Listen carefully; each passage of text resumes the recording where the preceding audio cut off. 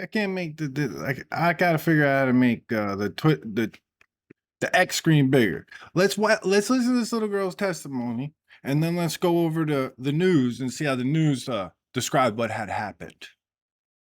Wednesday morning, I went to the guidance counselor and told her since I was second on the hit list, knowing that there was something going to happen. Because there was a girl she was targeting every day at lunch. And they would go to the counselor and tell them every day that this is going to happen. And Wednesday, I went with two others, and each of us filled out a whole paper full of what's going to happen and why it's going to happen. And then I went to chorus and I was told, watch your back. He is going to come for you and this other girl at lunch. And when I was at lunch, I was terrified. And I told Miss Vittori that that was happening. And she said, don't worry about it. It's not going to happen.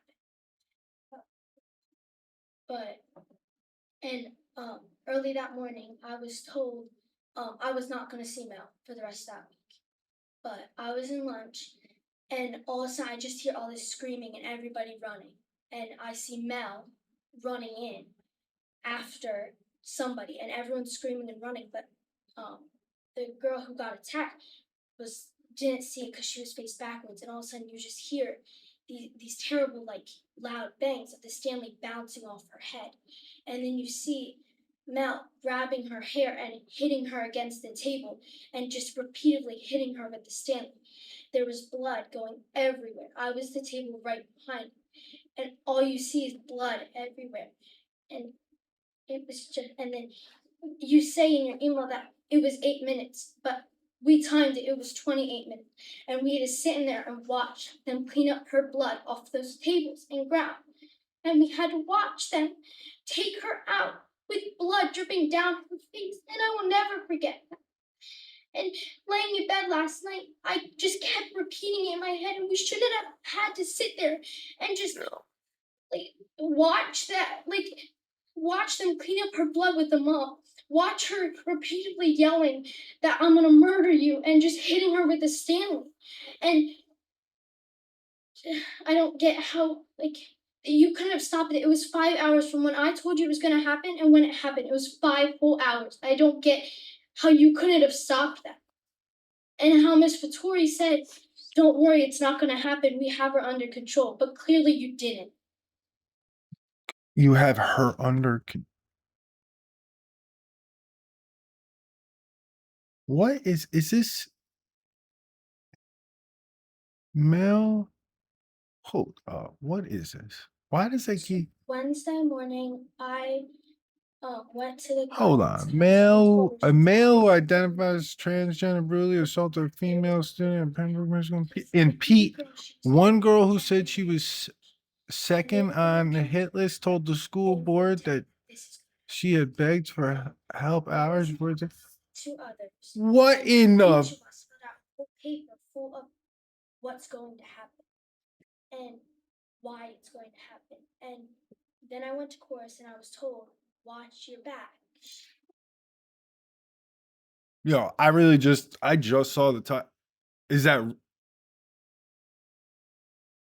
real? Despite being more than teachers, nothing maybe some.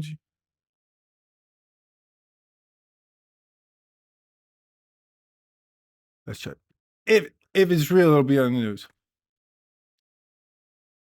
Officials are still investigating a violent attack in the cafeteria at Pembroke Middle School. Happened yesterday, but plenty of emotions and concern tonight as parents showed up at a school district meeting demanding answers.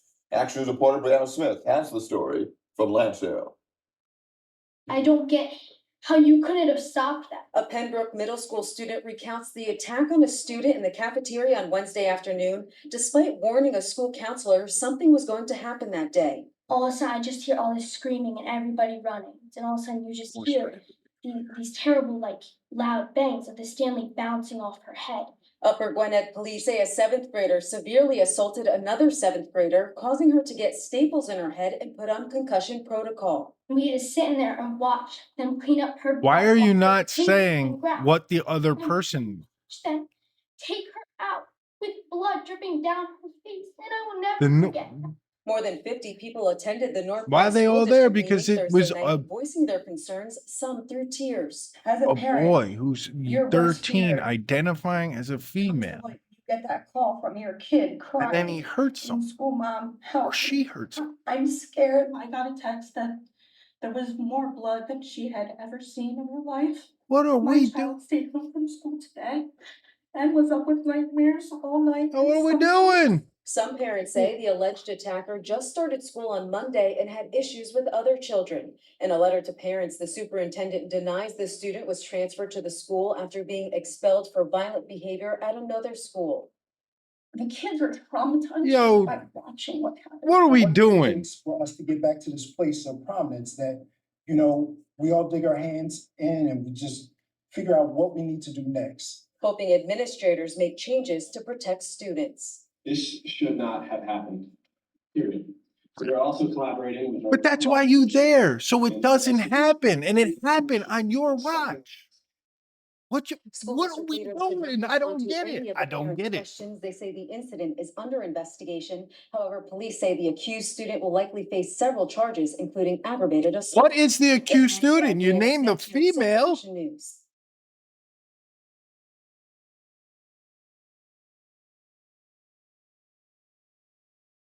Our top story here this morning. It is an attack. A top school official calls deeply disturbing. A No, student I can't seriously watch. injured No, during a lunchtime I ain't attack watching in nothing Montgomery again. County. Nah.